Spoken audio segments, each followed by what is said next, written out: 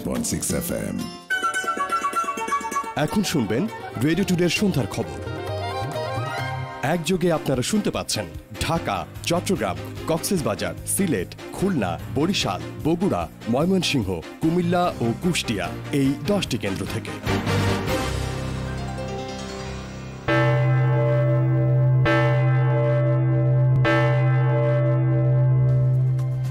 সুপ্রিয় শ্রোতা, স্টুডিওর ঘড়িতে এখন সময় সন্ধ্যে 6:45। রেডিও টুডের সন্ধ্যার খবরে আপনাদের স্বাগত জানাচ্ছি আমি নাজনীন নাহার। শুরুতেই জানিয়ে দিচ্ছি এখনকার ক্রাউন সিমেন্ট প্রধান খবরগুলো। নারায়ণগঞ্জে মসজিদে বিস্ফোরণের ঘটনায় মসজিদ কমিটির উপর দায় চাপিয়ে তিতাসের তদন্ত প্রতিবেদন জমা, দায় এড়াতে পারে না তিতাস জানালেন প্রতিমন্ত্রী। দুর্নীতিমুক্ত প্রশাসন গড়তে সরকারি কর্মকর্তাদের সহযোগিতা চাইলেন প্রধানমন্ত্রী শেখ হাসিনা। দেশে করোনায় আরও 36 জনের মৃত্যু, নতুন করে শনাক্ত 1593 জন। এবং আগাম ঘোষণা না দিয়ে পেঁয়াজ রপ্তানি বন্ধ করায় অনুতপ্ত ভারত, পেঁয়াজের সরবরাহ বাড়াতে বাংলাদেশ ব্যাংকের উদ্যোগ। শুনছিলেন শিরোনাম। এই খবর FM 89.6 সম্প্রচারের পাশাপাশি সরাসরি প্রচারিত হচ্ছে আমাদের ওয়েবসাইট www.radiotoday.fm এবং verified Facebook page radio today FM 89.6 এবং নিউজে। এছাড়া গুগল প্লে স্টোর এবং অ্যাপল স্টোর থেকে radio today app free download করে শুনতে পারেন আমাদের সকল অনুষ্ঠান। এবারে বিস্তারিত। মসজিদ কমিটি এবং 2 জন গ্রাহকের উপর দায় চাপিয়ে নারায়ণগঞ্জে মসজিদে বিস্ফোরণের ঘটনায় প্রতিবেদন জমা দিয়েছে তিতাসের তদন্ত কমিটি। আজ বিদ্যুৎ ও জ্বালানি মন্ত্রণালয়ে এই প্রতিবেদন জমা দেওয়া হয়। তদন্ত কমিটির প্রধান জানিয়েছেন, মসজিদের কলাম তৈরির সময় তিতাসের লাইন ক্ষতিগ্রস্ত হয়, যা সংশ্লিষ্ট কর্তৃপক্ষকে জানানো হয়নি। মসজিদে অবৈধ বিদ্যুৎ সংযোগ ছিল বলেও জানান তিনি। তবে বিদ্যুৎ ও জ্বালানি প্রতিমন্ত্রী নসরুল হামিদ বলেছেন, তিতাস দায় এড়াতে পারে না। নারায়ণগঞ্জের সদর উপজেলার তল্লা এলাকার বাইতুস-সালাত জামে মসজিদে বিস্ফোরণের ঘটনায় তিতাস গ্যাসের গঠিত তদন্ত কমিটির প্রতিবেদন হস্তান্তর অনুষ্ঠানে কমিটির আহ্বায়ক আব্দুল ওহাব তালুকদার বলেন, মসজিদের কলাম তৈরির সময় নিচ দিয়ে যাওয়া গ্যাস লাইনের ব্যাপক ক্ষতি হয়, যা মসজিদ পরিচালনা কমিটির পক্ষ থেকে তিতাস গ্যাস কর্তৃপক্ষকে জানানো হয়নি। গ্যাস লাইনে ছিদ্র হওয়ায় তা থেকে নির্গত গ্যাস মসজিদে জমা হয়। বিদ্যুতের অবৈধ লাইন ব্যবহার করতে গিয়ে স্পার্কের মাধ্যমে আগুনের সূত্রপাত হয় বলে তদন্তে উঠে এসেছে। এই বেসমেন্টটা করার সময় তারা যে শাবল, গেতি, কোদাল ব্যবহার করেছে, সেন্টারিং ব্যবহার করেছে, তারা আমাদের এই 24 ইঞ্চি তাদের যে বেসমেন্টটা ছিল তার 20 ইঞ্চির মধ্যে 6টা জায়গাতে তারা ক্ষতি করেছে। আর বিদ্যুৎ ও জ্বালানি প্রতিমন্ত্রী নসরুল হামিদ বিপু বলেন, ওই ঘটনায় তিতাস গ্যাস ও ডিপিডিসি এর দায় এড়াতে পারে না। রিপোর্টের ব্যাপারে আমরা এই রিপোর্টটা নিয়ে আমরা মিনিস্ট্রিতে আমরা পরবর্তী সিদ্ধান্ত নিব, কার কি দায়িত্ববোধ, কার কি দায়িত্ব গাফিলতি আছে। তিতাস তার নিজের ইনভেস্টিগেশন রিপোর্টে তিতাস নিজের কথা বলেছে, আমরা মিনিস্ট্রি থেকে এটা যাচাই বাছাই করে আমরা সেইভাবে ব্যবস্থা নিব। এদিকে পাইপ লিকেজের কারণে গ্যাস জমেছিল নারায়ণগঞ্জের সদর উপজেলার তল্লা এলাকার বাইতুস-সালাত জামে মসজিদে। এদিন মসজিদের একটি সুইচ চাপ দেওয়ার সঙ্গে সঙ্গে আগুনের স্ফুলিঙ্গর সৃষ্টি হয়, ফলে জমে থাকা গ্যাসের কারণে আগুনের উৎপত্তি হয়। সেই আগুনের কারণেই বিস্ফোরিত হয় এসিগুলো, ঘটে বড় ধরনের দুর্ঘটনা। বাংলাদেশ ফায়ার সার্ভিস ও সিভিল ডিফেন্স অধিদপ্তরের তদন্ত কমিটির প্রতিবেদনে এ তথ্য পাওয়া গেছে বলে জানা গেছে। গত 4 সেপ্টেম্বর রাতে বাইতুস-সালাত জামে মসজিদে বিস্ফোরণের ঘটনা ঘটে। সে সময় মসজিদের ভেতরে দগ্ধ অবস্থায় 37 জনকে উদ্ধার করে ঢাকার Sheikh Hasina burn and plastic surgery ইনস্টিটিউটে ভর্তি করা হয়। চিকিৎসাধীন অবস্থায় 31 জন মারা যান। ওই ঘটনায় ফায়ার সার্ভিস থেকে 4 সদস্যের, নারায়ণগঞ্জ জেলা প্রশাসন থেকে 5 সদস্যের ও তিতাস থেকে 3 সদস্যের পৃথক পৃথক তদন্ত কমিটি গঠন করা হয়। শুনছিলেন মুশকায়েত মাশরেকের প্রতিবেদন। দুর্নীতিমুক্ত প্রশাসন গড়তে সরকারি কর্মকর্তাদের সহযোগিতা চেয়েছেন প্রধানমন্ত্রী শেখ হাসিনা। সকালে সরকারের বিভিন্ন মন্ত্রণালয় ও বিভাগগুলোর বার্ষিক কর্মসম্পাদন চুক্তি সই অনুষ্ঠানে তিনি এই সহযোগিতা কামনা করেন। গণভবন থেকে ভিডিও কনফারেন্সে যুক্ত হয়ে প্রধানমন্ত্রী আরও বলেন, ডিজিটাল বাংলাদেশ গড়ে তোলার বিষয়ে জনগণকে দেয়া প্রতিশ্রুতি পূরণের ফলেই করোনা মহামারীর মধ্যেও সব কাজ মোটামুটি স্বাভাবিকভাবে চালিয়ে নেওয়া যাচ্ছে। আগামী 1 বছর মন্ত্রণালয় ও বিভাগগুলো কি কাজ করবে তার অঙ্গীকারনামা হল বার্ষিক কর্মসম্পাদন চুক্তি। সরকারি কাজে স্বচ্ছতা, সম্পদের সদ্ব্যবহার ও প্রাতিষ্ঠানিক সক্ষমতা উন্নয়নে 2014-15 অর্থবছর থেকে প্রতি বছর এই চুক্তি সম্পাদিত হচ্ছে। সপ্তমবারের মতো আজ সচিবালয়ে মন্ত্রিপরিষদ বিভাগের সম্মেলন কক্ষে 2020-21 অর্থবছরের বার্ষিক কর্মসম্পাদন চুক্তি স্বাক্ষর এবং শুদ্ধাচার পুরস্কার প্রদান অনুষ্ঠানের আয়োজন করা হয়। এতে গণভবন থেকে ভিডিও কনফারেন্সে যুক্ত হন প্রধানমন্ত্রী শেখ হাসিনা। সম্পদের যথাযথ ব্যবহার এবং স্বচ্ছতা ও জবাবদিহিতা নিশ্চিত করতে সরকারি কর্মকর্তাদের প্রতি আহ্বান জানান প্রধানমন্ত্রী। সরকারি সম্পদ, এই সম্পদ জনগণের সম্পদ।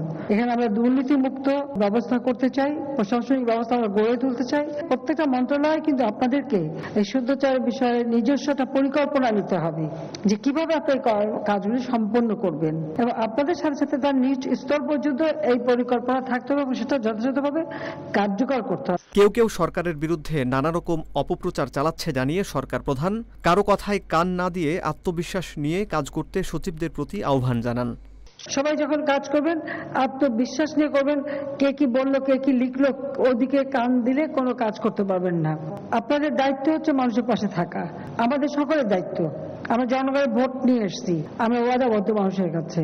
আর আপনারা যারা চাকরি করেন আপনাদের তো দীর্ঘ সময়, আমাদের থেকে অনেক সময় বেশি, কিন্তু আপনাদেরও কিন্তু জনগণের কাছে আপনারা ওয়াদাবদ্ধ যে আপনাদের জনসেবা করতে হবে। এ সময় কোভিড-19 মোকাবিলায় স্বাস্থ্য মন্ত্রণালয়ের প্রশংসা করেন প্রধানমন্ত্রী। আমাদের স্বাস্থ্যকর্মীরাও বসে নেই, বিশেষ করে স্বাস্থ্য মন্ত্রণালয় অনেক সমালোচনা, অনেক কিছু করে, কিন্তু আমি মনে করি যে স্বাস্থ্য মন্ত্রণালয় যথেষ্ট দক্ষতার পরিচয় দিয়েছে এবং সেই সময় তাৎক্ষণিকভাবে যে কাজগুলি করা দরকার ছিল সেটা কিন্তু যথাযথভাবে করা হয়েছে বলেই এই কোভিড-19 আমরা নিয়ন্ত্রণ রাখতে পেরেছি। করোনার সময় সবগুলো মন্ত্রণালয় ও সরকারি বিভাগ যথাসময়ে যথাযথ পদক্ষেপ নিয়েছে বলে অনেক ক্ষেত্রেই সরকার সফল বলেও মন্তব্য করেন প্রধানমন্ত্রী শেখ হাসিনা। চুক্তি বাস্তবায়নে শীর্ষস্থান অর্জন করা মন্ত্রণালয় ও বিভাগগুলোকে পুরস্কৃত করা হয় ওই অনুষ্ঠানে। হাসিব বিল্লাহ, রেডিও টুডে। দেশে করোনা ভাইরাসে আক্রান্ত হয়ে আরও ৩৬ জনের মৃত্যু হয়েছে। এই নিয়ে মোট মৃতের সংখ্যা বেড়ে দাঁড়াল ৪,৮৫৯ জনে।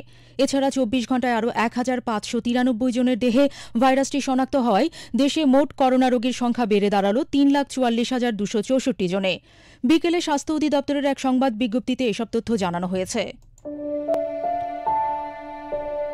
দীর্ঘ সময় পেরিয়ে গেলেও দেশে করোনা সংক্রমণের গতি প্রকৃতিতে নেই বড় ধরনের কোনো পরিবর্তন, বরং এখনও মৃত্যু আর শনাক্তের সংখ্যা অনেকটা গড়পড়তাই রয়ে গেছে। গেল ২৪ ঘণ্টায় দেশের ৯৪টি আরটিপিসিআর ল্যাবে ১৩,০০০-এর বেশি নমুনা পরীক্ষা করে শনাক্ত হয়েছেন ১,৫৯৩ জন, যা পরীক্ষার বিবেচনায় প্রায় ১২%। এখন পর্যন্ত মোট শনাক্তের সংখ্যা বেড়ে হয়েছে ৩,৪৪,০০০-এর বেশি। একই সময়ে কোভিড-19-এ আক্রান্ত হয়ে মারা গেছেন আরও ৩৬ জন, যাদের ২৮ জনই পুরুষ। বয়স বিবেচনায় ৩৬ জনের মধ্যে ২১ জনই ষাটোর্ধ্ব। সর্বোচ্চ ২০ জন মারা গেছেন ঢাকা বিভাগে। এছাড়া চট্টগ্রামে ৫ জন, রাজশাহীতে ৪ জন, বরিশালে ৩ জন, খুলনায় 2 জন এবং সিলেট ও রংপুরে 1 জন করে মারা গেছেন। তবে প্রতিদিনই বাড়ছে সুস্থতার হার। শনাক্ত বিবেচনায় এখন পর্যন্ত সুস্থ হয়েছেন প্রায় ৭৩% মানুষ, সংখ্যায় যা ২.৫ লাখ ছাড়িয়ে গেছে। Sakhawat Suman, radio today. আন্দোলনের হুমকি না দিয়ে বিএনপিকে পরবর্তী নির্বাচনের প্রস্তুতি নেওয়ার আহ্বান জানিয়েছেন আওয়ামী লীগের সাধারণ সম্পাদক, সড়ক পরিবহন ও সেতুমন্ত্রী ওবায়দুল কাদের। দুপুরে সচিবালয়ে নিজ দপ্তরে এক ব্রিফিংয়ে তিনি আরও বলেন, দেশে এই মুহূর্তে আন্দোলনের বস্তুগত কোনো পরিস্থিতি নেই। এ সময় বিশেষজ্ঞদের বরাত দিয়ে ওবায়দুল কাদের বলেন, আসন্ন শীতে করোনা সংক্রমণের দ্বিতীয় তরঙ্গ আঘাত হানতে পারে, তাই সবাইকে সর্বোচ্চ সতর্কতা অবলম্বন করতে হবে।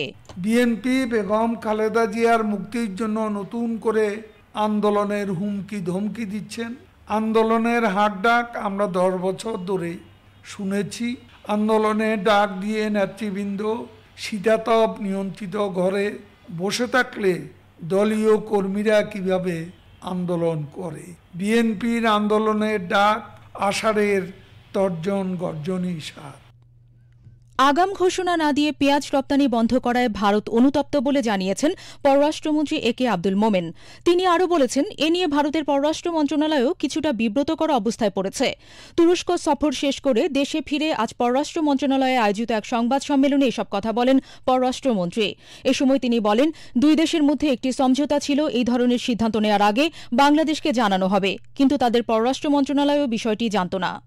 আমরা চিঠি দিয়েছি এবং শুনেছি যে ভারতের পররাষ্ট্র মন্ত্রণালয় খুব এতে অনুতপ্ত, কারণ তারাও জানতো না যে হঠাৎ করে এইটা বন্ধ হয়েছে।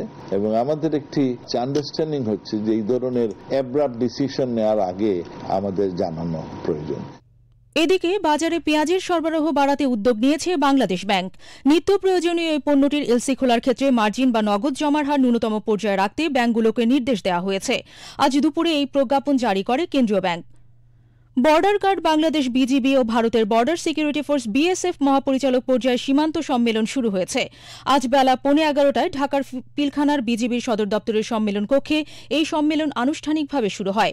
বৈঠকে সীমান্তে বাংলাদেশি নাগরিকদের গুলি, হত্যা, ধরে নিয়ে আটক অথবা আহত করা নিয়ে বিস্তারিত আলোচনা হয়েছে। আজ বিজিবির জনসংযোগ কর্মকর্তা শরীফুল ইসলাম স্বাক্ষরিত এক সংবাদ বিজ্ঞপ্তিতে এই তথ্য জানানো হয়েছে। বিজ্ঞপ্তিতে আরও বলা হয়, আগামী শনিবার সকাল 8:30টার দিকে সম্মেলনের যৌথ আলোচনার দলিল স্বাক্ষরের মধ্যে দিয়ে সীমান্ত সম্মেলন শেষ হবে। আজ শুভ মহালয়া।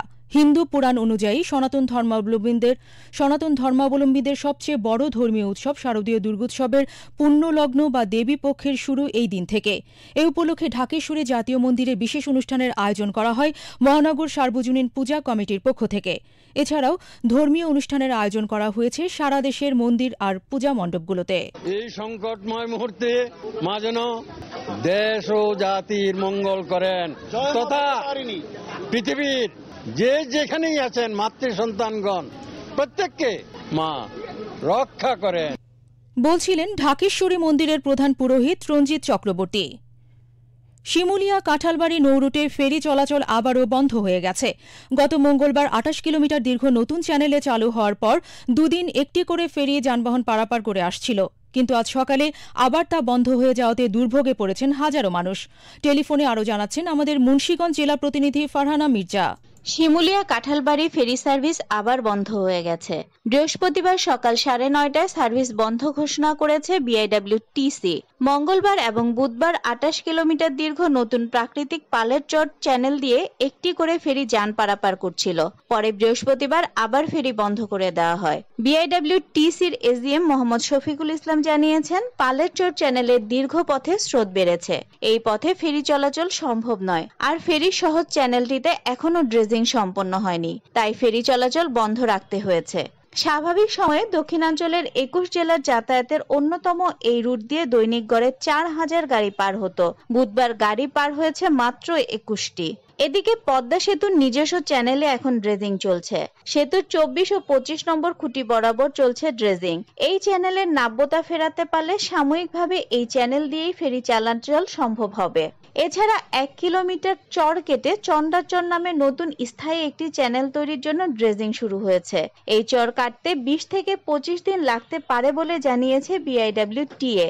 জরুরি পরিষেবার অ্যাম্বুলেন্স, প্রাইভেট কারগুলোকে এই নৌরুট পরিহার করার অনুরোধ করা হয়েছে। ফেরি বন্ধ থাকায় গাদাগাদি করে জীবনের ঝুঁকি নিয়ে লঞ্চ ও স্পিড বোটে করে এমনকি ট্রলার নিয়ে উত্তাল পদ্মা পাড়ি দিচ্ছে মানুষ।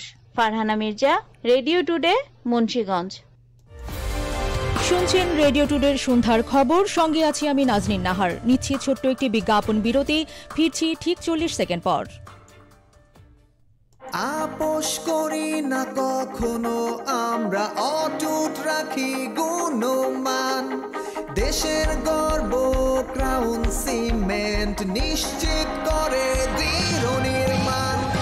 অটুট গুণার মানের কারণে ক্রাউন সিমেন্টের সুনাম আজ ছড়িয়ে পড়েছে বহির্বিশ্বে। দেশের সকল বৃহৎ স্থাপনা সহ ভারতের আগরতলায় ফ্লাইওভার, আন্তর্জাতিক মানের ক্রিকেট স্টেডিয়াম সহ বিভিন্ন গুরুত্বপূর্ণ স্থাপনা নির্মাণে ব্যবহৃত হচ্ছে ক্রাউন সিমেন্ট। এক্সপোর্ট লিডার হিসেবে ক্রাউন সিমেন্ট 3বার অর্জন করেছে national export trophy. Crown cement রপ্তানির মাধ্যমে বাড়ছে দেশীয় পণ্যের সুনাম, সেই সাথে বৈদেশিক মুদ্রা অর্জনের মাধ্যমে জাতীয় উন্নয়নে বিশেষ অবদান রাখছে crown cement. Crown cement, quality changes the nation.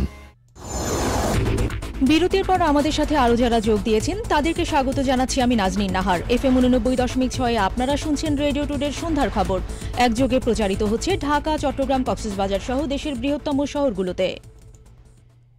ইলিশের উৎপাদন বাড়াতে ও ডিম ছাড়ার সুযোগ দিতে টানা 22 দিন সারা দেশের নদ নদীতে ইলিশ প্রজনন কেন্দ্রে ইলিশ সহ সব ধরনের মাছ ধরা নিষিদ্ধ করেছে সরকার।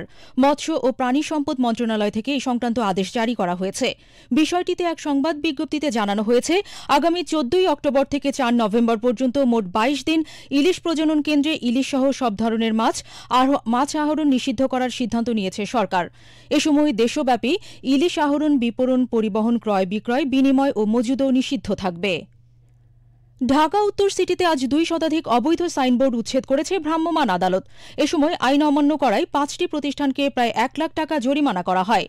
রাজধানীর গুলশান, বনানী ও বাড্ডা এলাকায় একযোগে চলে অবৈধ বিলবোর্ড ও সাইনবোর্ড উচ্ছেদ অভিযান এলাকা পরিদর্শন করে উত্তর সিটির মেয়র আতিকুল ইসলাম বলেছেন, দক্ষিণের লাইসেন্স দিয়ে উত্তরে আর উত্তরের লাইসেন্স দিয়ে কেউ কেউ দক্ষিণ সিটিতে ব্যবসা করছে। এবার দেশের বাইরের খবর।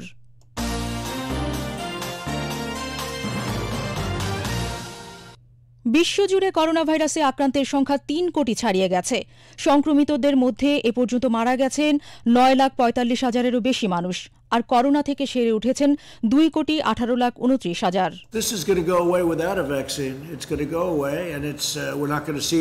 করোনা ইস্যুতে বিতর্কিত নানা বক্তব্য আর পদক্ষেপে বেশ কয়েকবারই সমালোচনার মুখে পড়েছেন যুক্তরাষ্ট্রের প্রেসিডেন্ট ডোনাল্ড ট্রাম্প। এবার করোনা টিকা বাজারে আসা নিয়ে মার্কিন রোগ নিয়ন্ত্রণ ও প্রতিরোধ কেন্দ্র সিডিসি প্রধান রবার্ট রেডফিল্ডের সঙ্গে বিরোধে জড়ালেন তিনি। রেডফিল্ড মার্কিন সিনেটে একটি কমিটিকে বলেছেন, 2021 সালের মাঝামাঝি থেকে শেষ অবধি কোনো টিকা প্রস্তুত হওয়ার কোনো সম্ভাবনা নেই, কারণ ভ্যাকসিন এখনো পরীক্ষাধীন রয়েছে। অবশ্য তার বক্তব্যকে ভুল আখ্যা দিয়ে প্রেসিডেন্ট ট্রাম্প আবারও বলেছেন, অক্টোবরের মধ্যেই একটি নিরাপদ টিকা পাবে তার দেশ।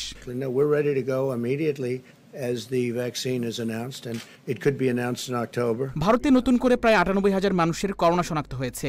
এর মধ্য দিয়ে আক্রান্তের সংখ্যা 51 লাখ ছাড়িয়ে গেল। আক্রান্তের পরিসংখ্যানে বিশ্বে দ্বিতীয় স্থানে থাকা দেশটিতে। ভাইরাসের সংক্রমণে সেখানে মারা গেছেন আরও 1,132 জন করোনা রোগী। India has reported a record daily jump of 97,894 coronavirus infections in 24 hours. করোনায় মৃতের পরিসংখ্যানে বিশ্বে দ্বিতীয় স্থানে থাকা ব্রাজিলে আরও 987 জনের মৃত্যু হয়েছে। ল্যাটিন আমেরিকা অঞ্চলের এই দেশটিতে নতুন করে সংক্রমণ শনাক্ত হয়েছে 36,820 জন মানুষের। এদিকে Pan American Health Organization PAHO প্রধান এবং বিশ্ব স্বাস্থ্য সংস্থার আঞ্চলিক পরিচালক ক্যাডিসা এতিন্নে বলেছেন, লাতিন আমেরিকা অঞ্চলের দেশগুলো এখনও করোনা ঝুঁকিতে। বুধবার এক ভার্চুয়াল ব্রিফিংয়ে তিনি বলেন, জনজীবন স্বাভাবিক অবস্থায় ফেরাতে এই অঞ্চলের দেশগুলো এমন এক সময়ে বিধিনিষেধ উঠিয়ে নিচ্ছে যখন আরও বেশি করে নিয়ন্ত্রণ আরোপ করার দরকার ছিল। অস্ট্রেলিয়ার দ্বিতীয় জনবহুল অঙ্গরাজ্য ভিক্টোরিয়াতে নতুন করে 28 জনের করোনা ভাইরাস শনাক্ত হয়েছে। দৈনিক সংক্রমণের দিক থেকে এটি গত 2 মাসের মধ্যে সর্বনিম্ন সংখ্যা বলে জানিয়েছেন অঙ্গরাজ্যটির প্রধানমন্ত্রী Daniel Andrew. That is the first time that the case numbers have been in the 20s since the 24th of June. টিকা গ্রহণকারী একজন স্বেচ্ছাসেবীর শরীরে পার্শ্ব প্রতিক্রিয়া দেখা দেওয়াতে সাময়িক স্থগিত করা হয়েছিল অক্সফোর্ড গবেষকদের করোনা ভ্যাকসিনের ক্লিনিক্যাল ট্রায়াল। তবে এক বিবৃতিতে অক্সফোর্ড বিশ্ববিদ্যালয়ের পক্ষ থেকে জানানো হয়েছে, হয়তো টিকা নেওয়ার কারণে নয়, বরং অন্য কোনো কারণে অসুস্থ হয়ে পড়েছিলেন ওই স্বেচ্ছাসেবী। করোনা মহামারী মোকাবিলা করতে গিয়ে বছরের দ্বিতীয় প্রান্তিকে গভীর মন্দার মুখোমুখি ওশেনিয়া অঞ্চলের দ্বীপরাষ্ট্র নিউজিল্যান্ড। বিবিসি অনলাইন জানিয়েছে, লকডাউন জারি ও সীমান্ত বন্ধের ফলে এপ্রিল থেকে জুনের মধ্যে দেশটিতে মোট দেশজ উৎপাদন জিডিপির প্রবৃদ্ধি কমেছে 12.2%। 1987 সালে বিশ্ব মন্দার পর এই প্রথম সেখানকার অর্থনীতি এমন বাজে অবস্থার মুখে পড়েছে বলে জানিয়েছে বিবিসি। ফ্রান্সে জারি করা লকডাউন প্রত্যাহার করে নেওয়ার পর অবাধে মানুষের চলাচলের কারণে প্যারিস ও মার্সেলের মতো বড় বড় শহরগুলোতে হাসপাতালে করোনা রোগীর সংখ্যা বৃদ্ধি পাচ্ছে। করোনার প্রকোপ বৃদ্ধি পাওয়ায় এখন দীর্ঘমেয়াদী প্রস্তুতি নিতে শুরু করেছে ফরাসি হাসপাতালগুলো। মঞ্জুর হোসাইন, রেডিও টুডে। পূর্ব আফ্রিকার দেশ উগান্ডার একটি কারাগার ভেঙে পালিয়ে গেছে 2 শতাধিক কারাবন্দী। কারারক্ষীদের পিটিয়ে 15টি অস্ত্র ছিনিয়ে নিয়ে পালায় বন্দীরা। পরে তাদের ধরতে সেনাবাহিনীর অভিযানে পালিয়ে যাওয়া অন্তত 2 জন মারা গেছেন বলে জানিয়েছে উগান্ডার সশস্ত্র বাহিনী। দেশটির কারামোজা কারাগার থেকে বুধবার বন্দী পালানোর এই ঘটনা ঘটে বলে জানিয়েছে বার্তা সংস্থা রয়টার্স। প্রতিবেদনে বলা হয়েছে, কারাগারের প্রাচীর ভেঙে কারারক্ষীদের পিটিয়ে পালিয়ে যায় 219 জন বন্দী। এ সময় AK-47 রাইফেল ও গোলাবারুদ ছিনিয়ে নিয়ে যায় তারা। এই ঘটনার পরে অভিযানে নামে উগান্ডার সেনাবাহিনী। পলাতক বন্দীরা হত্যা, ছিনতাই, ধর্ষণের মতো গুরুতর অপরাধের সঙ্গে জড়িত বলে জানা গেছে। মার্কিন প্রেসিডেন্ট ডোনাল্ড ট্রাম্পের পর এবার শান্তিতে নোবেল পুরস্কারের জন্য মনোনয়ন পেলেন ইসরায়েলের প্রধানমন্ত্রী বেনিয়ামিন নেতানিয়াহু। জেরুজালেম পোস্ট এক প্রতিবেদনে জানায়, সংযুক্ত আরব আমিরাত ও বাহরাইনের সঙ্গে সম্পর্ক স্বাভাবিকীকরণের জন্য চুক্তি করায় নেতানিয়াহুকে এই মনোনয়ন দেয়া হয়েছে। ইতালির একজন পার্লামেন্ট মেম্বার তাকে মনোনয়ন দিয়েছেন। এবার ব্যবসা বাণিজ্যের খবর। সূচকের নিম্নমুখী প্রবণতার মধ্যে দিয়ে আজ লেনদেন হয়েছে দেশের প্রধান পুঁজিবাজার ঢাকা স্টক এক্সচেঞ্জ ডিএসসিতে। দিন শেষে ডিএসসি এক্স সূচক 12 পয়েন্ট কমে দাঁড়িয়েছে 5,104 পয়েন্টে। ডিএসসিতে আজ মোট 1,103 কোটি 79 লাখ টাকার শেয়ার লেনদেন হয়েছে। আর হাতবদল হওয়া বিভিন্ন কোম্পানির শেয়ারের মধ্যে দাম বেড়েছে 107টির, কমেছে 210টির এবং অপরিবর্তিত রয়েছে 37টির দাম। এদিকে দেশের অপর পুঁজিবাজার চট্টগ্রাম স্টক এক্সচেঞ্জ সিএসসিতে আজ 27 কোটি 8 লাখ টাকার শেয়ার লেনদেন হয়েছে। আর সিএসসি 30 সূচক 6 পয়েন্ট কমে দাঁড়িয়েছে 12,288 পয়েন্টে। এবার খেলাধুলার খবর।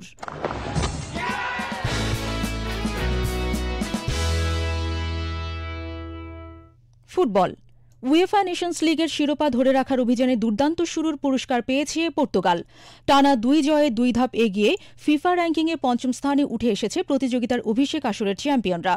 র্যাঙ্কিংয়ের শীর্ষ 4-এ কোনো পরিবর্তন নেই, তবে বাংলাদেশ সেই আগের মতোই 187তম স্থানে রয়েছে। বৃহস্পতিবার র্যাঙ্কিংয়ের তালিকা প্রকাশ করে বিশ্ব ফুটবলের নিয়ন্ত্রক সংস্থা ফিফা। এশিয়া থেকে সেপ্টেম্বরের এই র্যাঙ্কিংয়ে 1 ধাপ পতন হয়েছে ভারতের। দেশটি এখন 109 নম্বরে অবস্থান করছে। তবে বাংলাদেশের পাশাপাশি কাতার এবং আফগানিস্তানের স্থানও অপরিবর্তিত রয়েছে।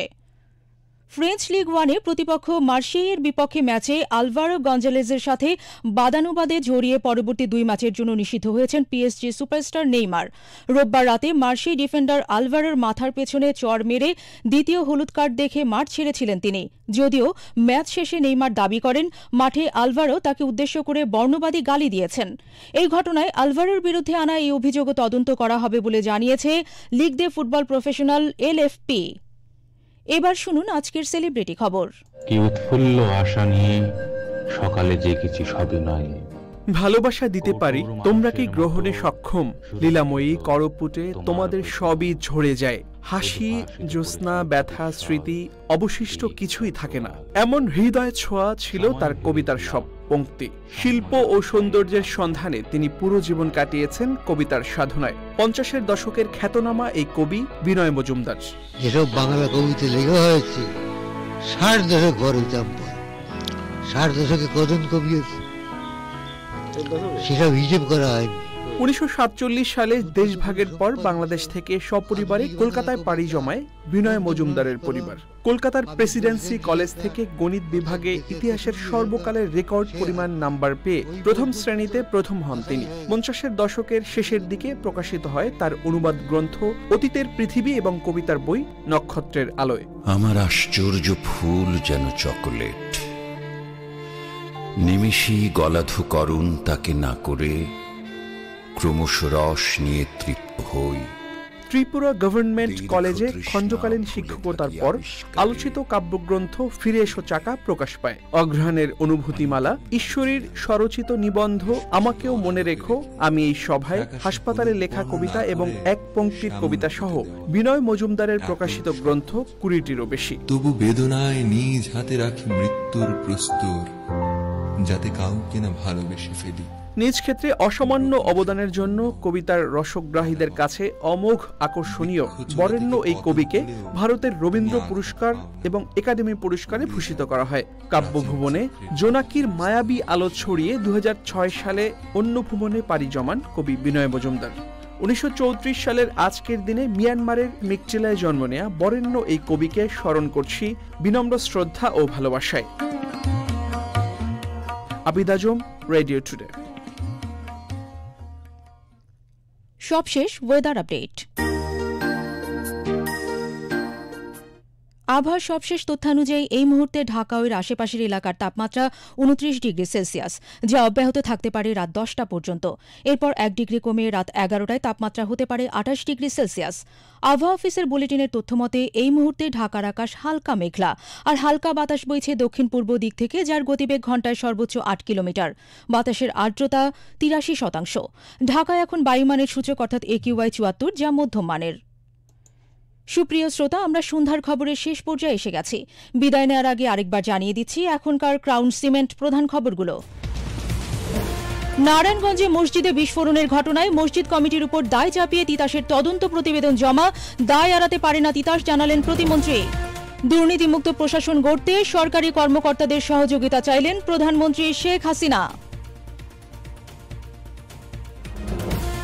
দেশে করোনায় আরও ৩৬ জনের মৃত্যু, নতুন করে শনাক্ত ১,৫৯৩ জন।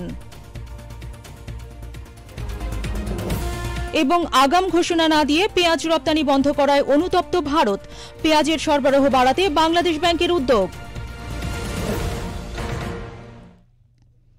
এই ছিল রেডিও টুডের সন্ধ্যার খবর, যা আপনাদের কাছে পৌঁছে দিতে কাজ করছেন দেশ বিদেশি রেডিও টুডের শতাধিক সংবাদকর্মী। এরপর রাত 10টায় শুনবেন রেডিও টুডে ও ভয়েস অফ আমেরিকার যৌথ প্রযোজনায় আমাদের ইংলিশ নিউজ বুলেটিন, আর 11:15টায় মধ্যরাতের খবর। যে যেখানে আছেন ভালো থাকুন, নিরাপদে থাকুন, করোনা সংক্রমণ মুক্ত থাকুন, সামাজিক দূরত্ব বজায় রাখুন এবং থাকুন রেডিও টুডের সাথেই। এই প্রত্যাশায় বিদায় নিচ্ছি আমি নাজনীন নাহার।